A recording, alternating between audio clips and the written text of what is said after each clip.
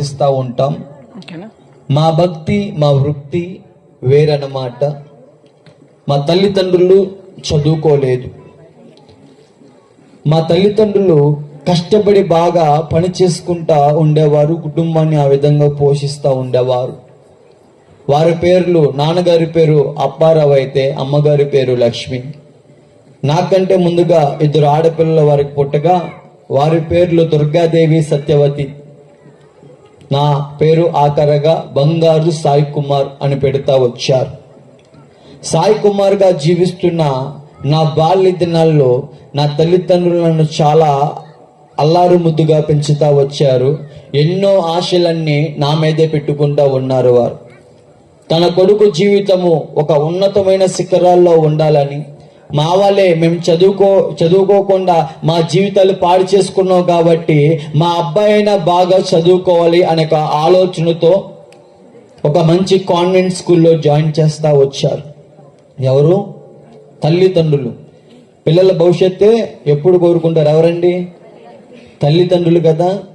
ఆ రకంగా మా యొక్క తల్లిదండ్రులు కూడా కోరుకుంటూ ఒక కాన్వెంట్ స్కూల్లో జాయిన్ చేస్తే మొదటిగా నా సహవాసము దేనితో తెలుసా? లోకపరమైన స్నేహితులతో. తల్లిదండ్రుల్ని వారి మాట వినని స్నేహితులతో నేను సహవాసం చేస్తున్నాను. తల్లిదండ్రుల మాట ఏం చేస్తారు? వింటారన్నారా? వినట్లేదని చెప్పాను నేను. వినని వారితో సహవాసం చేస్తున్నాను. నిన్న డేట్ ఎంత అండి? నిన్న 13. ఒకసారి సామెతల గ్రంథము 13వ అధ్యాయము అందులో 20వ వచనం చదవండి.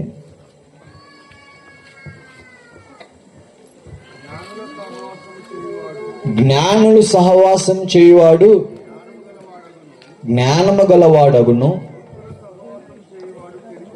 మూర్ఖులు సహవాసం చేయువాడు చెడిపోవును. నా యొక్క స్నేహితులు మేము ఇంట్లో దొంగతనం చేసుకుంటూ ఆ వచ్చిన డబ్బులతో మాకు మేమే ఖర్చు పెట్టుకుంటూ స్కూల్కి వెళ్ళకుండా ఎక్కొట్టేసి రోడ్ల మీద తిరుగుతున్నాం. ఇది మంచిగా ఉన్నానా? నేను చెడిపోయానా? ఎవరితో సహవాసం చేసి? జ్ఞానులతోనా? అజ్ఞానులతో సహవాసం చేసి చెడిపోతా ఉన్నా. మరి వారితో సహవాసం చేస్తే నేనేమైనా జ్ఞానం అయిపోతానని ఏమవుతానండి? నేను మూర్ఖుండగా వాస్తవానికి ఆ రకమైన సహవాసం అన్నమాట.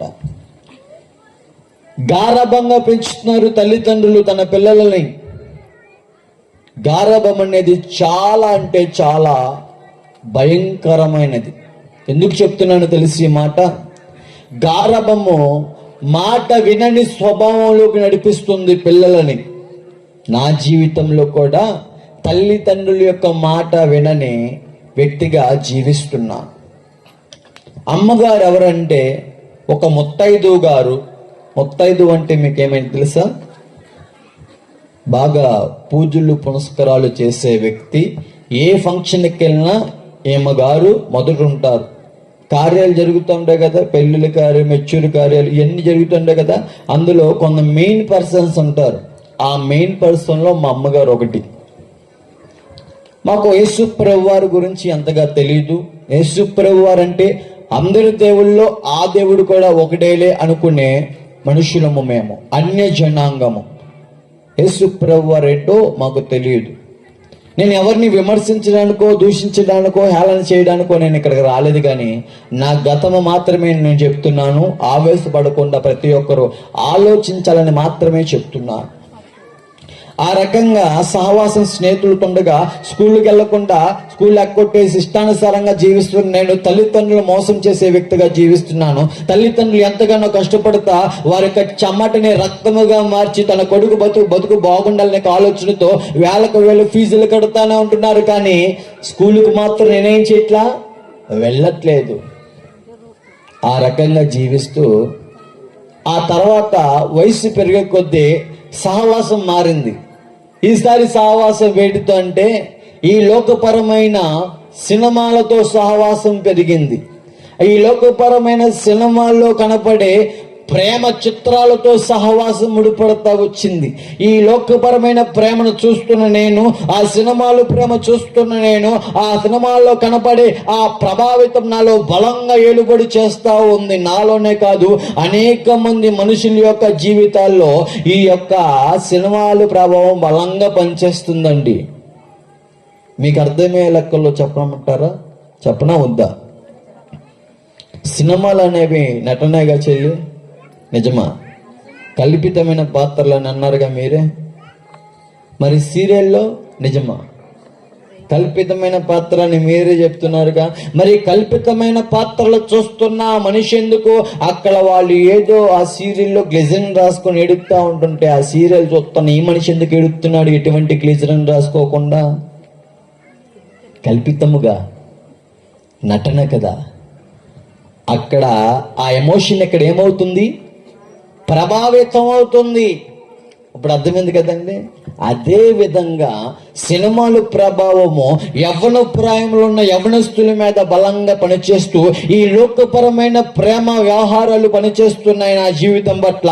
సహవాసం మారింది వేడితో అంటే ఈ లోకపరమైన ప్రేమతో, మధ్యలో వచ్చే సగము ప్రేమతో. ప్రేమ అనే మాట చాలా గొప్పది, కానీ ఈ ప్రేమలు ఏంటి చెప్పన? సినిమాల ప్రేమలు చాలా అంటే చాలా దారుణానికి నడిపించే ప్రేమలు అన్నమాట. తల్లిదండ్రుల ప్రేమ అర్థం కాల, గొడ్డులా కష్టపడుతున్నా మా అమ్మ పని చేస్తూ వారు వీరు కాళ్ళు పట్టుకొని ఫీజులు కడుతున్న తల్లి ప్రేమ అర్థం కాలేదు. కానీ సినిమాల ప్రేమ బాగా చూసిన నేను, ఎవరి ప్రేమ అర్థమవుతుందమ్మా? సగంలో వచ్చిన ప్రేమ. ఆ రకంగా జీవిస్తున్న కార్యక్రమంలో ఒకరోజు ఆ ప్రేమ విఫలమైపోయింది. అంటే నువ్వు నాకు సరికాదు అని చెప్పింది ఆ ప్రేమ, నువ్వు నాకు వద్దు అని చెప్పింది ఆ ప్రేమ, నువ్వు నాకు అక్కర్లేదని చెప్పింది ఆ ప్రేమ. అప్పుడు నా జీవితంలో ఏమైపోయిందంటే హృదయం బరువెక్కడం మొదలవుతుంది, ఆలోచన విధానం అంతా మారటం మొదలవుతుంది. ఏంటంటే ఒక పిచ్చి పిచ్చి తలంపులు మొదలవుతున్నాయి. అయ్యో ఇంక నా జీవితం ముగిసిపోయిందా అన్నట్టుగా ఆ యొక్క సినిమాల్లో బాగా ఈ యొక్క ప్రేమ వ్యవహారాలు విఫలమైపోతే ఆ ప్రియుడు పడే ఆ టెన్షన్లు, ఆ నాటక నటన లయాల్లో బాగా చూసి ఉన్న వ్యక్తిని కదా. సినిమాల్లో చూశాను, ప్రేమ విఫలమైపోతే మత్తు పదార్థాల దగ్గరికి వెళ్తున్నాడు యవనస్తుడు. సినిమాల్లో చూశాను, టెన్షన్ పోవాలంటే సిగరెట్ తాగమని నేర్పిస్తుంది సినిమా.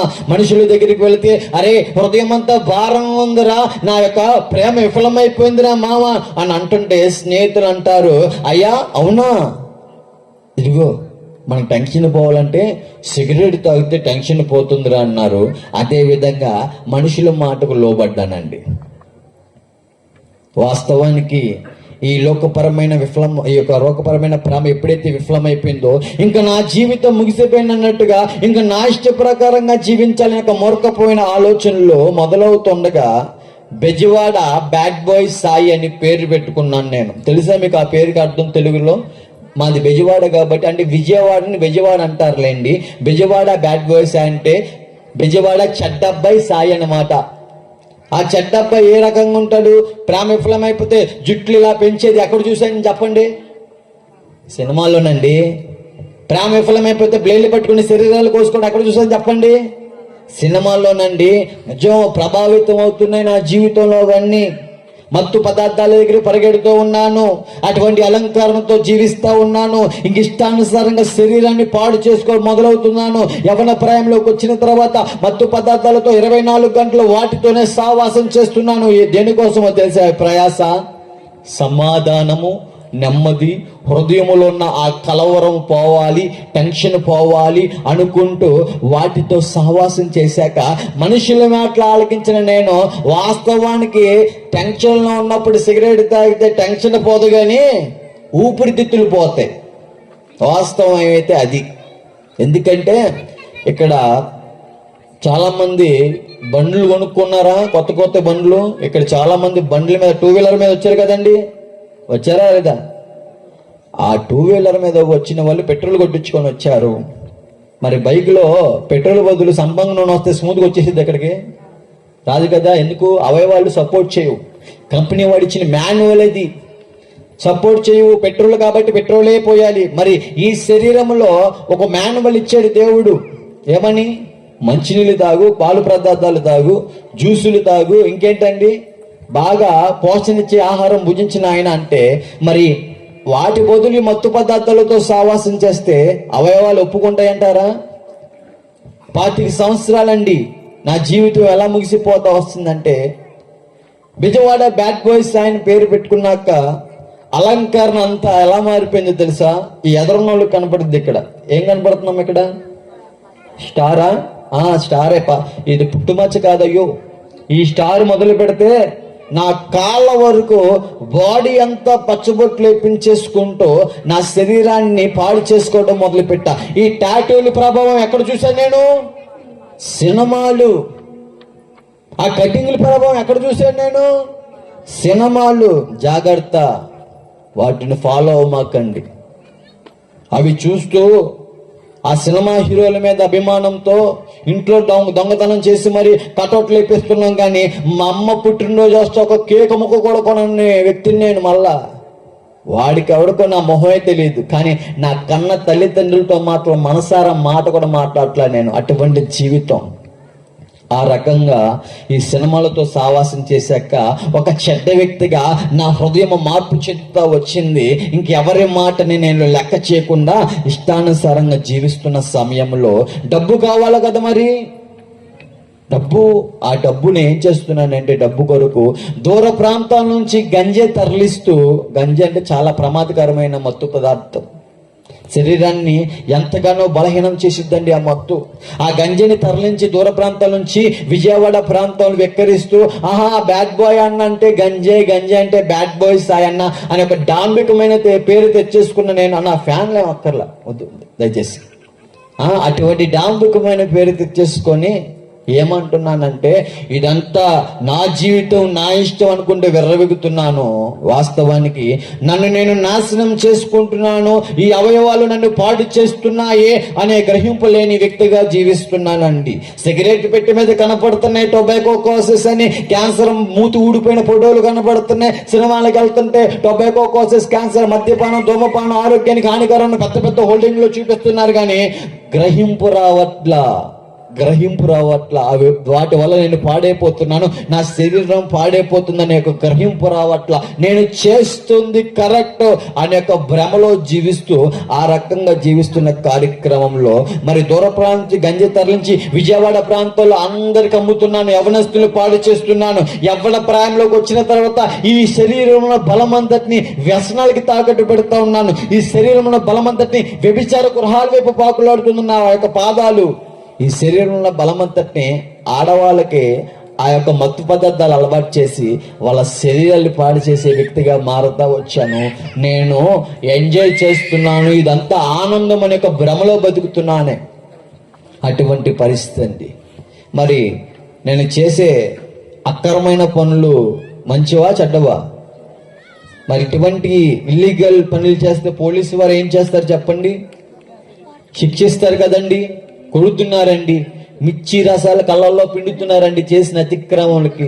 విజయవాడలో ప్రతి పోలీస్ స్టేషన్ మెట్లు ఎక్కేయడం జరిగిందండి. ఎందుకంటే ఒక రౌడీలా బిహేవ్ చేసే వ్యక్తులము, గ్యాంగ్లు మెయింటైన్ చేసే వ్యక్తులము, ఇంకా రౌడీ షీటర్లు, బ్లేడ్ బ్యాట్, కత్తులతో సావ రాజకీయ నాయకులకు మళ్ళీ వారానికి మళ్ళీ వీరానికి మళ్ళీ ఆ రకంగా పోలీస్ స్టేషన్ లో పలు కేసులు ఏమైతుంటాయి. అటువంటి కేసులు వారితో సావాసం చేసే స్నేహితులతో జీవించే రకాలం మావి. కొడతారా? ముద్దు పెట్టుకుంటారండి. కుక్కను కొట్టినట్టు కొడుతున్నారు. ఎందుకో తెలుసా? మార్పు చెందు. వారు మమ్మల్ని శిక్షిస్తున్నారు కానీ మా హృదయాన్ని బాగు చేయలేకపోతున్నారు. మూర్ఖత్వం పెరుగుతుంది, మూర్ఖమైన ఆలోచనలు పెరుగుతున్నాయి. తల్లి ప్రేమ అర్థం కావట్లా. చేతి మీద మళ్ళీ పచ్చబొట్టు అమ్మ అని ఉంటుంది, చేతి మీద ఉంది అమ్మ అని. కానీ అమ్మకి విలువ ఇవ్వని వ్యక్తిగా, ఎవడి కనమన్నాడే నిన్ను అనుకుంటూ ఆమె హృదయాన్ని గాయం చేసే వ్యక్తిగా అటువంటి మూర్ఖపోయిన స్వభావంతో నేను జీవిస్తున్నాను. తండ్రి యొక్క విలువ ఎరగక ఆయన ఏ విధంగా నా కొరకు కష్టపడ్డాడో అది ఏమి గ్రహించక ఇదే చేతితో తండ్రిని కొట్టే ఒక మూర్ఖపోయిన స్వభావం 4 ఏళ్ళబడి చేస్తా ఉంది. కుటుంబ సభ్యులతోనే, తల్లిదండ్రులతోనే ఇటువంటి ప్రవర్తనతో ఉంటే మరి లోక బంధుప్రియులు ఉంటారు, వారితో ఎటువంటి సహవాసము? మీ ఆలోచనకి చెప్తున్నాను మరి. ఎందుకంటే అటువంటి ప్రవర్తన అండి. ఆ రకంగా ఉంటుండగా చెప్పాను కదా, వీడితో సావాసం చేశాను, మాదక ద్రవ్యాలతో, డ్రగ్స్తో, గంజాయితో, సిగరెట్తో, ఏమైతే మత్తుకు సంబంధించి ఉన్నాయో వాటితో సావాసం చేశాక ఈ రెండు ఊపిరితిత్తులు చాలా డల్లగా మారిపోతా వచ్చాయి. ఈ ఎముకలు నా ఛాతికి బయటికి కనబడుతున్నాయి, అలా ఆ విధంగా ఎండిపోతా ఉంది. ఈ రిప్స్ అన్ని బయటకు వచ్చేసి చాలా సన్న వ్యక్తిగా అయిపోతా ఉన్నాను. తినే తిండి అరగట్లేదు. 3 రోజులకు ఒకసారి, 4 రోజులకు ఒకసారి మోషన్ వస్తుంది, బ్లాక్ కలర్ లో. నోట్లోంచి బ్లడ్ పడుతుంది, మోషన్ నుంచి బ్లడ్ పడుతూ ఉంది. లివర్లో పాడైపోయినాయి, పేగులు ఇన్ఫెక్షన్, ఇంకా కిడ్నీలో స్టోన్స్. 25 సంవత్సరాలు అంటే ఆ యవనస్తుడి యొక్క బలము ఎలా ఉంటుందండి? బలంగా ఉంటాడా, స్ట్రాంగ్ ఉంటాడా? చాలా బలము. కానీ నా బలం అంతా స్త్రీలకు ఇస్తున్నాను. అటువంటి బలహీనుడిగా ఉంటున్న నేను అహంతో రెచ్చిపోతూ అటువంటి పరిస్థితిలో ఉంటుండగా విజయవాడ ప్రాంతాన్ని విడిచిపెట్టి అటు వైజాగ్ వైపు కసింకోట అనే ఊరు ఉంటుంది, నేను పుట్టిన ఊరు. వాస్తవానికి నా పుట్టుకు కారణము ఒక క్రైస్తవురాలు. అది ఎలాగో చెప్పనా? కడుపులో అడ్డం పడ్డాక ఆపరేషన్ చేసి బయటికి తీయాలన్నారు నన్ను. డబ్బులు లేవు. మా నాన్నగారు పనిచేసే ఆ కాలేజీలో మార్తమ్మ అనే ఒక క్రైస్తవురాలు డబ్బులు ఇస్తే నేను బయటకు వచ్చానన్నమాట. మరి అటువంటి పరిస్థితుల్లో ఉంటుండగా ఆ కసింకోట ఊరు వెళ్తానండి. అక్కడ మా అమ్మమ్మ గారు ఒక ఆమె ఉన్నారు. ఆమె ఎవరంటే ఒక క్రైస్తవురాలు, బాగా ప్రార్థన చేసే వ్యక్తి ఆమె. ప్రార్థన చేస్తే చాలా మార్లు ఎక్కించిన వ్యక్తినే. ఎందుకంటే మా భక్తి వేరని చెప్పి ఉన్నాను కదా. తన కొడుకు ఏదో విధంగా మార్పు చెందాలనే ఆలోచనతో మా అమ్మగారు ఏం చేస్తారో ఉన్నారు తెలుసా?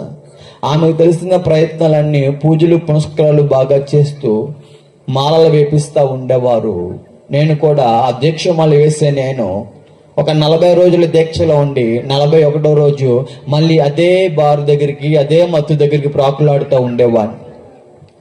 మా అమ్మమ్మ గారు ఎంతసేపు దేవుని పాదాలు పట్టుకొని విజ్ఞాపన చేస్తూ ఉండేవారు. తన యొక్క మనవుడు మార్పు చెందాలనే ఆశతో, విశ్వాసంతో దేవుని తట్టు తిరిగి విజ్ఞాపన చేస్తున్నారు. నేనేమో క్రైస్తవ్యాన్ని చిన్న చూపు చూసే వ్యక్తిని. అయితేనండి అటువంటి పరిస్థితుల్లో నా యొక్క యవన ప్రాయములో బలహీన అయిపోయిన తర్వాత ఒక నాశనకరమైన స్థితిలో నేను ఉంటుండగా అటువంటి సమయంలో ఒక క్రైస్తవుడు నా దగ్గరకు వచ్చాడు. ఆయన గారి పేరు ఒకప్పుడు సూర్యనారాయణ. యేసు ప్రభు అని ఎరగక మునుపు సూర్యనారాయణ పిలువబడి నాతో పాటు తాగి తందనాడిన వ్యక్తి, నాతో పాటు ఇష్టానుసారంగా లోకంలో పడి జీవించిన వ్యక్తి. ఆ వ్యక్తి యేసు ప్రభు వారిని నమ్మి విశ్వసించి యేసు ప్రభు వారి యొక్క గొప్పతనం ఏంటో, యేసు ప్రభు వారు ఏ విధముగా ఈ లోకానికి వచ్చిన్నారో సువార్తని విశ్వసించి నమ్మి బాప్తిసం పొందుకున్న ఒక క్రైస్తవుడుగా, ఒక విశ్వాసిగా నా దగ్గరికి క్రైస్తవుడుగా వచ్చాడండి. వచ్చి అంటాడు, ఒరే మామ, మనం అనుకున్నట్టు ఈ లోకంలో మత్తు పదార్థాలు, ఈ లోకంలో అమ్మాయిలు, ఈ లోకంలో డబ్బు, ఈ లోకంలో పేరు ప్రఖ్యాతులు మనకి నెమ్మది సమాధానం ఇవ్వలేదు. అవన్నీ నాశనం చేస్తా వచ్చాయి. ఆనాడు గ్రహింపలేక నా జీవితం అంతా పాడు చేసుకున్నాను రసాయి. దయచేసి నా మాట విను. ఇదిగో దేవుడు నా బ్రతుకు బాగు చేస్తున్నారు. ఆయన మాట నన్ను బ్రతికించింది. దయచేసి నీవు కూడా దేవుడికి అవకాశం ఇవ్వవా అని ఆ స్నేహితుడు నన్ను ఎంతగానో అడుగుతున్నాడు అన్నమాట. దేవుని యొక్క ప్రేమ రుచి చూసి ఆ రుచి పొందిన స్నేహితుడు తన స్నేహితుడు, పాడైపోయిన స్నేహితుడు కూడా రుచి పొందాలని ఆ క్రైస్తుడు ఎంతగానో ఆరాటపడుతూ ఉండగా మరి నేను అంటా ఉండేవాడిని, ఒరే, నేను ఎవరిని పూజిస్తానో తెలుసు కదరా, నా భక్తి విధానం, నా ప్రవర్తన ఏంటో నీకు తెలుసు కదరా. హల్లెలూయా బ్యాచ్గా ఏమనుకుంటున్నావు నా గురించి నువ్వు అనుకుంటూ గర్వంతో, అహంకారంతో నేను మాట్లాడుతున్నాను. నేను ఎవరిని విమర్శించట్లేదు సుమి, మీకు అర్థమయ్యే లెక్కలోనే చెప్తాను. ఇప్పుడు ఈ మధ్య ఒక అఘోరి గారు రోడ్డు మీద తిరుగుతున్నారా, కారులో, యూట్యూబ్లో చూస్తున్నారా? ఆమెను ఉద్దేశించి నేను మాట్లాడట్లేదు, కానీ ఆ సహోదరి యొక్క ఒక అలంకరణ గమనించారా మీరు? నడినెత్తు నుంచి అరికాల వరకు రాసుకుంటారా? అదే విధంగా నా భక్తి ఒకప్పుడు ఉండేది, ఒక అఘోరలాగా నడినెత్తు నుంచి అరికాలు వరకు అదే విధంగా రాసుకుంటూ, ఈ పొట్ట భాగంలో గమనిస్తే ఈ పొట్ట భాగంలో ఒక అఘోర తపస్సు చేసే పచ్చబొట్టు ఇప్పుడుకు ఉంది. నా మెడ మీద చూసుకుంటే శివలింగం ఇప్పుడు కూడా పచ్చబొట్టు ఉంది. నోరు తెరిస్తే శివనామ స్మరణం తప్ప ఇంకేమి మాట్లాడిన వ్యక్తిని. ఎవరైనా తుమ్ములు వచ్చినప్పుడు హచ్చని అమ్మ అంటారు, నేను మాత్రం శివనామం శివ అనుకుంటూ ఆ విధంగా జీవిస్తూ ఉండే వ్యక్తిని. క్రైస్తవుడు అంటున్నాడు, అయ్యా యేసు ప్రభు వారికి ఒక్కసారి అవకాశం అంటే నేను మరి కోపంతో నేను అంటున్నా, నీ దేవుడు నీ గొప్ప అయితే మా దేవుడు మా గొప్పరా అనుకుంటూ విర్రవిగుతో మాట్లాడుతున్నాను నేను. అటువంటి అలంకారంతో జీవిస్తున్నాను నేను. శివరాత్రి వస్తే అది నా రాత్రిలో ప్రవర్తించే ఒక వ్యక్తిని నేను. ఆ రకంగా ఉంటున్న సమయంలో దేవునికి ప్రేమ రుచి చూసిన సూర్యనారాయణ అనే నా స్నేహితుడు క్రైస్తవుడు అంటున్నాడు, మామ నువ్వు అనుకున్నట్టు మతాలు మార్చడానికి రాలేదురా దేవుడు. మత మార్పులు కావివి, మనసు మార్పుళ్ళు. పాడైపోయిన జీవితాన్ని బాగు చేయడానికి యేసు ప్రభు వారు వచ్చిన్నారు. నీతో పాటు తాగి చెడిపోయిన నా జీవితాన్ని ఆయన బాగు చేస్తున్నారు. ఆయన నీ జీవితాన్ని కూడా బాగు చేయడానికి సిద్ధంగా ఉన్నాడు. ఒక్క అవకాశం రా, హృదయపూర్వకంగా దేవుని తట్టు తిరుగు, నాతో పాటు దేవుని సన్నిధికి రామా, దయచేసి నా మాట వినరా అనుకుంటూ ఆ స్నేహితుడు ఎంతో ప్రయాసతో ఎంతగానో భారముతో తన యొక్క స్నేహితుడు బ్రతుకు బాగుపడాలని కోరుకుంటున్నాను. ఆ స్నేహితుడు ఆ విధంగా అడుగుతుంటే నేను లెక్క చేయట్లేదు. నా స్నేహితుడి యొక్క జీవితం మార్పు చెందింది. తన ప్రవర్తన, తన చూపు, తన యొక్క వేషధారణ ప్రతిదీ మారిపోతా వచ్చింది. తన యొక్క ఆలోచన, తన యొక్క ఏదైతే ఒకప్పుడు ఉండేవాడు ఆ రకమంతా మారిపోయింది. పాతవన్నీ గతించి క్రీస్తుల సమస్తము నూతనమైపోతా వచ్చే ఆ బ్రతుకు చూస్తున్న నా బంధు ప్రియులందరూ అంటున్నారు, ఒరే నీతో పాటు తాగి తందలాడే వ్యక్తి జీవితం చూడరా ఏ విధంగా బ్రతుకు బాగుపడిందో. ఆయనతో పాటు దేవుని సన్నిధికి వెళ్తా నీ బ్రతుకు కూడా బాగుపడుతుందిగా. మనుషుల మాట విన్న వ్యక్తి అని చెప్పాగా అండి. మరి ఏ మాట విన్నాను? స్టార్టింగ్లో టెన్షన్ పోవాలంటే ఏం చేయాలని చెప్పారు తమ్ముడు. మనుషులు సిగరెట్ తాగమన్నారు, చేశా. ఏం చెప్పింది అవత్ నేను? టెన్షన్ పోవాలా, ఊపిరితిత్తులు పోయినాయని చెప్పాను కదా. అదేవిధంగా క్రైస్తవ్యం గురించి కూడా కొన్ని మాటలు విన్నాను నేను. ఏంటంటే క్రైస్తవ్యం అంటే మత మార్పిడి, తల్లోళ్ళ దేవుడు మన దేవుడు కాదు అనుకుంటూ విన్నాను నేను. ఇదే వాస్తవం అనుకుంటూ క్రైస్తవ్యం మీద నేను ఇష్టానుసారంగా ప్రవర్తిస్తున్నాను. యేసు ప్రభు వారు యొక్క జన్మదినము ఎప్పుడు జరుపుకుంటారు ప్రపంచమంతా? డిసెంబర్ 25, 24 ఏమో నేను పుట్టానన్నమాట. ఎప్పుడు? డిసెంబర్ 24. నేను అంటూ ఉండేవాడిని, ఒరే 24 ఫస్ట్ నేను పుట్టాకారా, 25 మీ దేవుడు పుట్టాడు అంటే ఫస్ట్ నేను, సెకండ్ మీ దేవుడు రా అనుకుంటే ఈ విధమైన ఎక్కిరింపు అన్నమాట. దైవజనులు ప్రయాసపడుతుంటే వారి ప్రయాస గ్రహించకుండా ఇష్టానుసారంగా మాట్లాడే వ్యక్తిని అన్నమాట. ఇదే నోటి దైవజనులు పచ్చిబూతులు మాట్లాడుతున్నాను నేను. బలహీన అయిపోయిన తర్వాత హాస్పిటల్ చుట్టూరు నడినెత్తి నుంచి అరికాలు వరకు స్కానింగ్లు చేపిస్తుండగా వారు ఇస్తున్న కోర్సులు మింగుతూ ఉన్నాను. అయితే బలం ఉన్నప్పుడేమో మళ్ళీ మత్తు పదార్థాల దగ్గరికి వెళ్ళిపోతున్నానండి. వాటికి నేను బానిసైపోతా వచ్చాను. వస్తూ వాటి బంధకాల నుంచి బయటికి రాలేని స్థితిలో ఉంటుండగా ఆ పరిస్థితుల్లో నన్ను ఏం చేస్తా ఉన్నాయంటే అన్ని మార్గాలు అంటే అన్ని హాస్పిటల్కి వెళ్ళి చెకప్ చేసుకుంటున్నాను. ప్రాణం మీద మనిషికి ఏముంటుంది చెప్పండి? తీపి చాలా ఎక్కువ ఉంటుంది కాబట్టి నాకు కూడా అదే విధమైన తీపి. కానీ ఆరోగ్యం ఉన్నప్పుడు ఏం చేసుకోవట్లేదు, సరి చేసుకోవట్లేదు. ఈ శరీరం అంతటిని పాడు చేసుకుంటూ ఉంటా ఉన్న సమయంలో క్రైస్తవుడు వచ్చి అంటున్నాడు, అయ్యా దేవుడు స్వస్థపరుస్తాడు బాబు, దేవుడు బాగు చేస్తాడు, దేవుడు ఉన్న శరీరాలు కూడా బాగు చేసే దేవుడు. ఇదిగో మామ నా బ్రతుకుని నా శరీరాన్ని బాగు చేశారా, ఒక్క అవకాశం దేవుడికి ఎవరు అంటా ఉన్నాడు.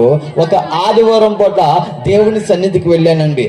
ఎలాగంటే స్వార్థ ప్రియుడిగా వెళ్ళాను. ఎలాగంటే ఇంత జుట్టేసుకుని దైవజనుల దగ్గర కూర్చున్నాను. ఆ రోజు ఆ ఫోటో చూస్తే అర్థమవుతుంది. వారి యొక్క పాస్టర్ గారు మాట్లాడుతున్నారు అన్నమాట. ఏమైనా తెలుసా, అయ్యా మీకోసం ప్రార్థన చేస్తున్నాం, ఈ ప్రాంత ప్రజల కోసం ప్రార్థన చేస్తున్నాం. ఎంతో మంది నాశనకరమైన బంధకాల్లో ఉన్నారు, ఎంతో మంది అక్రమ బంధకాల బాబా బంధకాల్లో నశించిపోతున్నారు. అయ్యా మీ బ్రతుకులు యేసు ప్రభువు వారి వైపు తిప్పుకోండి, ఆయన మీ బ్రతుకులు బాగు చేస్తారు బాబు అనుకోండి. ఎంతగానో భారముతో వారు మాట్లాడుతుంటే వారి యొక్క మాటలు ఆలకించకుండా విన్నాను కదా. ఏమని? పైనుండి వచ్చిన డబ్బులతో చేసేస్తున్నారని మనుషులు మాట్లాడినాం కదా. ఆ మాటలు విన్న నేను అందరు పాస్టర్లు ఇంతే అనే ఒక నెగిటివ్ స్టేట్మెంట్ నా ఆలోచన ఉంటూ వారు చెప్పిన మాట నేను అంతగా పట్టించుకోకుండా నా ఇష్ట ప్రకారంగా నేను చేస్తున్నాను అన్నమాట. ఎక్కడైతే మనకేమొచ్చేయాలి, అర్జెంటుగా ఆరోగ్యం వచ్చేయాలి కదా అనే ఒక ఆలోచనతో ప్రతి ఆదివారం దేవుని సన్నిధికి వస్తున్నాను. ప్రతి ఆదివారం దేవుని సన్నిధికి వస్తున్న నేను వైట్ షర్ట్ వేసుకుని దేవుని సన్నిధికి వస్తున్నాను. కానీ దేవుని సన్నిధిలో ఏం చేస్తారండి? మనమందరం ఏం చేస్తారు? అందరూ ఆరాధన చేస్తామా? ఆరాధనలు ఎక్కువ వినపడే పేరు ఎవరిది? యేసయ్య. యేసయ్య అనే ఘనమైన నామాన్ని మనము దేవుని సన్నిధిలో ఉచ్చరిస్తూ ఉంటాం. ఆ ఘనమైన నామాన్ని ఆనాడు నేను ఉచ్చరిస్తున్నాను. ఏ విధంగా తెలుసా? దేవుని సన్నిధిలో యేసయ్య అంటున్నాను. మందిరము ఆ యొక్క ఆవరణము దాటి ఆరాధన సమయము ముగించిపోయి అయిపోయిన తర్వాత ఇదే నోడితో పచ్చి బూతులు మాట్లాడుతున్నాను. దేవుని సన్నిధిలో యేసయ్య అనే ఘనమైన నామాన్ని ఉచ్చరిస్తున్నాను. అందరూ నేను కూడా ఒకటిగా ఆరాధిస్తున్నాను, ఒక బిల్డప్లో ఉంటున్నాను. కానీ వాస్తవానికి మనుషుల ముందు చేసే నటన ఇదంతా. ఆ విధమైన ప్రవర్తన దేవుని సన్నిధిలో ఒకలా జీవిస్తుంటే లోకంలో మరొకసారి జీవిస్తున్నాను. 2 పడవల మీద కాళ్ళు వేస్తూ ఉన్నాను. దైవజనుల ద్వారా దేవుడు మాట్లాడుతున్నాడు. ఏమని తెలుసా? నీ జీవితం సరిలేదు, అతిక్రమములు దాచిపెట్టగా వాటిని ఒప్పుకొని విడిచిపెట్టు. నీలో పాప రోగం ఒకటి ఏలుబడి చేస్తుంది. అది శరీర రోగం కంటే చాలా భయంకరమైనది. ఒప్పుకొని విడిచిపెట్టు బాబు. నీ పాపము కొరకు నిజముగా మొరపెట్టు, దేవుడు క్షమిస్తాడు నాయన అంటుంటే నేనేమో ఆ మాటలు పట్టించుకోవట్లా. బ్రతుకుని బాగు చేసే మాటలు, గద్దించే మాటలు, హెచ్చరిక మాటలు ప్రతిదీ లేఖనాల ద్వారా దేవుడి ద్వారా క్షమించాలి, దైవజనుల ద్వారా దేవుడు మాట్లాడుకుంటే ఆ మాటలు గ్రహించకుండా ఇష్టానుసారంగా ఏం చేస్తుంది తెలుసా? నేను చేసేదే భక్తులు అనుకుంటూ ఒక క్రమం ఉండేది కాదండి. దేవుని సన్నిధికి నాకు క్రమంగా వచ్చేవని కాదు. ఆదివారం పూట ఆరాధన 10 గంటలు అనుకోండి, మందంతా 12 గంటలు వచ్చే బాపతే, లేకపోతే 11:30కు వచ్చే బాపతే. ఇటువంటి జీవితం అన్నమాట. ఒక క్రమం ఉండేది కాదు నాకు. మళ్ళీ ఏమంటున్నాను? అయ్యగారు నా కోసం ప్రార్థన చేయండి అయ్యగారు అని వారికి చెప్తున్నాను. కానీ వారి యొక్క స్వరం బాగా వినపడుతుంది. వారు ఉపవాసాలు చేస్తున్నారు, కన్నీరు గారుస్తున్నారు. నా జీవితము, నా బ్రతుకు, నా యొక్క ఆరోగ్యం బాగుపడాలని వారు అన్ని చేస్తున్నారు దైవజనులు. కానీ నా స్వరం మాత్రం ఏంటి? వినపట్ల. బిజీ పర్సన్ అంటే కాదు, ముసలమ్మ ముచ్చట్ల దగ్గర లోక స్నేహితులతో వాళ్ళ దగ్గర గడపడానికి సమయం ఉంటుంది. కానీ దేవునితో సమయం గడపడానికి ఏముండట్లేదు, నాకు సమయం ఉండట్లేదు.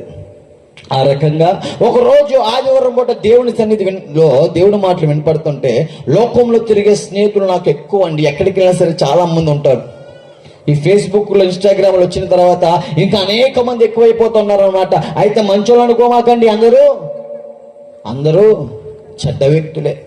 అటువంటి వారితో సావాసం చేశాక ఆ రోజు ఒక యాక్సిడెంట్ జరిగింది నాకు. దేవుని సన్నిధి విడిచిపెట్టేసి ఈ యొక్క జీవంగల మాటలు ఇక్కడ వినపడుతుంటుంటే ఆ స్వరం వినకుండా లోకంలో స్నేహితుడు ఫోన్ చేస్తే దేవుని సన్నిధి విడిచిపెట్టేసి నేను బయటికి పోయాను.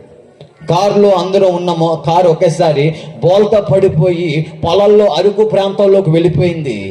ఆ కారులో ఉన్న మాకు మాత్రమో ఏ ఒక్కరికి ఏమి కాలేదు. పైగా నేను అనే మాటలు ఏంటో తెలుసు? అహంకారంతో, గర్వంతో ఇదంతా నా లక్కై ఉన్నది, ఇదంతా నా లక్కై ఉన్నది, ఇదంతా నా అదృష్టమై ఉన్నది, ఇదంతా నా సుడై ఉన్నది, మనం మావులం కాదు కదా అనుకుంటూ గర్వంగా నాలో నేనే మాట్లాడుకుంటున్నాను. ఆ యొక్క ఫోటో చూసిన ఆ క్రైస్తవుడైన నా స్నేహితుడు నన్ను గమనిస్తున్నాడు.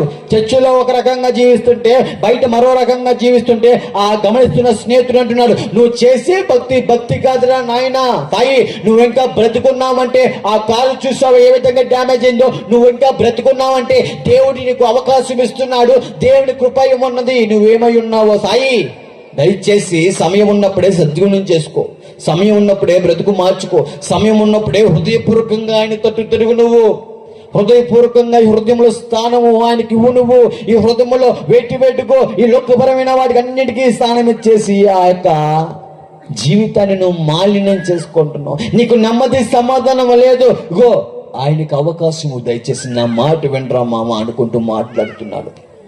నువ్వు అనుకున్నట్టు లక్కు కాదు, నువ్వు బతుకున్నావంటే నీ వెనకమాల స్థానిక దైవజనులు చేస్తున్న ప్రార్థన కంచి ఏలుబడి చేస్తుంది. నీ వెనకమాల నీ కొరకు మీ అమ్మమ్మ గారు చేస్తున్న ప్రార్థన కంచి ఏలుబడి చేస్తుంది. నువ్వు లక్కు కాదు, నువ్వు లక్కనుగా మాకు సాయి దేవుని కృప దయచేసి కృప గ్రహించు. నా మాట వినరా అంటుంటే తన మాటను లెక్క చేసేవాడిని కాదు. బంధుప్రియులు చెప్తున్నా సరే లెక్క చేసేవాడిని కాదే. అన్నం పెట్టే మా అమ్మ నాన్న మాటే ఆలకించను నేను, నీ మాట ఎలా ఆలకిస్తా అనుకున్నావురా అనుకుంటూ వయసులో పెద్ద వ్యక్తులతో అటువంటి సమాధానం నోరు తెరిస్తే మా బంధుప్రియులు అనుకుంటున్నారు, వీడు ఎప్పుడు చనిపోతాడు అసలు, వీడు భూమి మీద అనవసరంగా నోకులేడికి వేస్ట్, వీడు చచ్చిపోతే బెటరు, కొంచెం విషమేటి చెప్పించగా మీ అబ్బాయిని అనుకుంటూ చుట్టాలందరూ మా అమ్మలతో మాట్లాడుతూ ఉంటుంటే ఈ మాటలు వింటున్నా అటువంటి అలంకరణతో ఉంటున్న అమ్మ ఆనందం ఉండిద్దంటారా? అమ్మ ఉంటారా? చేతికి ఎందుకు వచ్చిన కొడుకు ఆ విధంగా కళ్ళ ముందే పాడైపోతుంటుంటే ఏ కన్నపైకైనా ఊరుకుంటుందా? తల్లి యొక్క కన్నపేగ ఊరుకోలేకపోతే తల్లి యొక్క గర్భంలో రూపించిన సృష్టికర్తని దేవాది దేవుడు కాముగా ఉంటాడండి? తను రూపించిన ఆ యొక్క మనిషి పాడైపోతుంటుంటే కాము ఉంటారా? అబ్బే, దేవుడు ఒక మనిషి దగ్గర ఒక మనిషి పాడైపోతుంటే ఇంకో మనిషిని ప్రేరేపించి ఏదో విధంగా బాగు చేయలేని ఆలోచనతోనే దేవుడు పాడైపోతున్న వాళ్ళ దగ్గరికి క్రైస్తవుల్ని విశ్వాసుల్ని పంపిస్తున్నాడు. ఆనాడు గ్రహించలేక సువార్త చెప్పే వాళ్ళని ఇష్టానుసారంగా మాట్లాడిన వ్యక్తిని నేను గతంలో. అయితే కొద్ది రోజుల్లో ఏమైందైతే అండి, దేవుని సన్నిధిలో ఒకలాగా బయట ఒకలాగా నేను జీవిస్తున్నాను కాబట్టి ఆ రకంగా జీవిస్తూ నేనేదో భక్తి చేస్తున్నా భ్రమలో జీవిస్తున్నాను. మారు మనసు లేదు, దేవుని మాటకు లోబడేది లేదన్నమాట. దేవునికి వీపు చూపిస్తూ మళ్ళీ ఆయన శరీరంలో ఉన్న గాయాల్ని మళ్ళీ రేపే వ్యక్తిగా జీవిస్తున్నాను నేను. మరి ఈ రకంగా జీవిస్తే ఆయన నామానికి మహిమ వచ్చిద్దంటారా? చెప్పాలి. బూతులు మాట్లాడితే మహిమ వచ్చిద్దా? దేవుని సన్నిధికి వస్తూ మళ్ళీ మందు బాటల దగ్గరికి, బారు బాటల దగ్గరికి, గంజాయి దగ్గరికి, అమ్మాయిల దగ్గర పరిగెడితే దేవుని నామానికి మహిమ వస్తుందా? అవమానం వస్తుంది, అవమానం వస్తుందండి.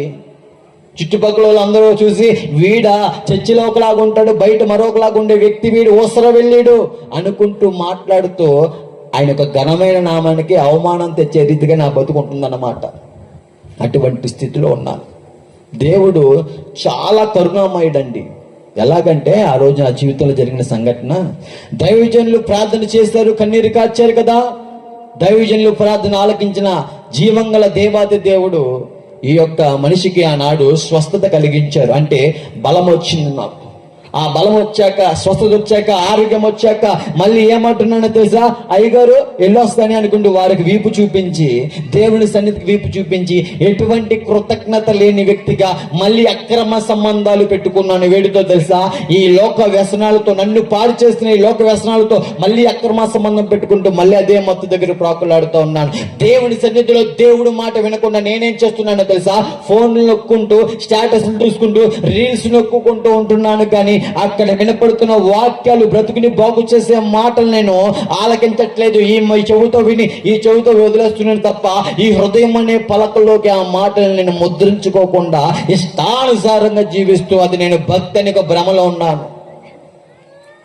అక్రమ సంబంధాలు, పరేవాని యొక్క భార్యను కోరుకోవడాలు, పరేవాని యొక్క భార్యని ప్రేమించడాలు, ఇటువంటి పాపిష్టి పనులు చేస్తున్నాను. విజయవాడ ప్రాంతం వచ్చేసాను నేను. ఎవరికి వీపు చూపించి? దేవునికి, దేవుని సన్నిధికి నా కొరకు ఎంతగానో ప్రయాసపడిన దైవజనులకు. విజయవాడ వచ్చి మళ్ళీ అంటున్నాను నేను, అందరి దేవుళ్ళు యేసుబాబు కూడా ఒకటేలే, కానీ మనం ఒక భక్తి చేద్దాం. ఏంటి ఆ భక్తి అంటే? సొంత నిర్ణయం. దైవజనులు ప్రార్థన తైలాన్ని ఇచ్చారు, ప్రేయర్ చేసి. ఆ తర్వాత పరిశుద్ధమైన గ్రంథము కూడా నా దగ్గర ఉన్నది.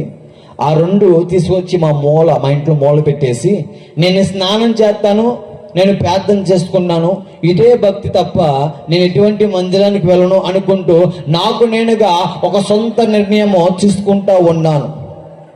ఇది గమనిస్తున్న జీవంగల దేవుడు ఊరికనే ఉంటాడండి. మళ్ళీ పాడైపోతున్న వ్యక్తి దగ్గరికి మరొక క్రైస్తువుని ప్రేరేపించి నా దగ్గరికి నడిపించాడు. ఆ క్రైస్తువుడు వచ్చి అంటున్నాడు, తన పేరు మోహన్ సాయి.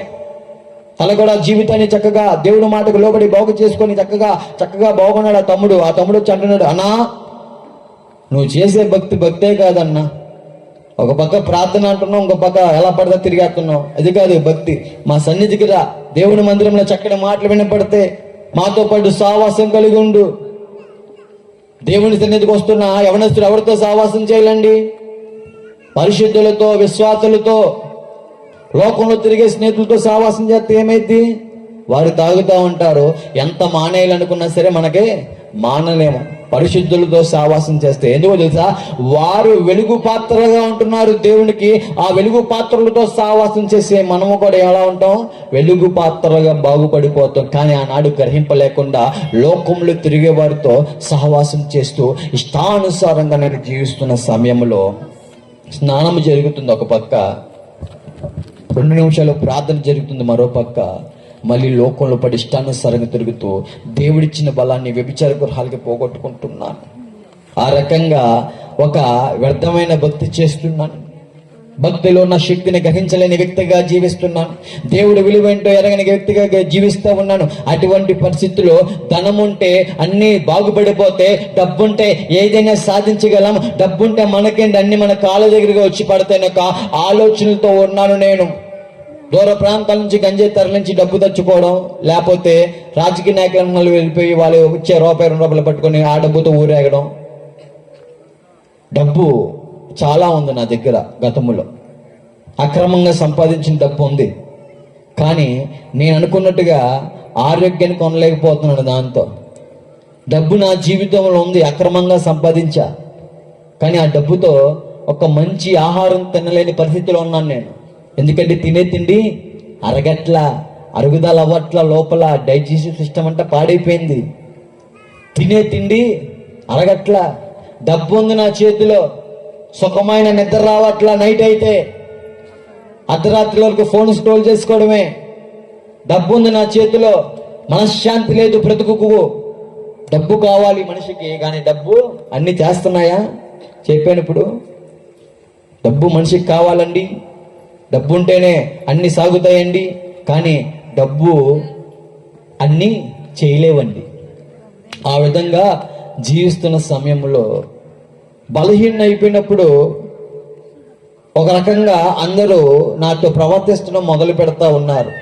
బలం ఉన్నప్పుడు ఒక రకంగా ప్రవర్తిస్తూ ఉంటుంటే, బలహీన అయ్యాక మరో రకంగా మాట్లాడుతున్నారు. దేవుడిచ్చిన బలం అంతా మళ్ళీ వ్యభిచార గృహాలు ఖర్చు పెడుతూ మళ్ళీ బలహీన అయిపోతూ ఇలా కొడుతుంటే చెక్క సౌండ్లు వస్తున్నాయి నాకు. అటువంటి పరిస్థితుల్లో ఉన్న సమయంలో ఏమవుతుందో తెలుసా? పరిశుద్ధమైన గ్రంథాన్ని చేత పట్టుకొని ఏజెన్సీ ప్రాంతానికి బయలుదేరాను. ఎందుకో తెలుసా? చాలా మంది అనుకున్నారు సువార్త కానీ ఏజెన్సీ ప్రాంతానికి. కాదే.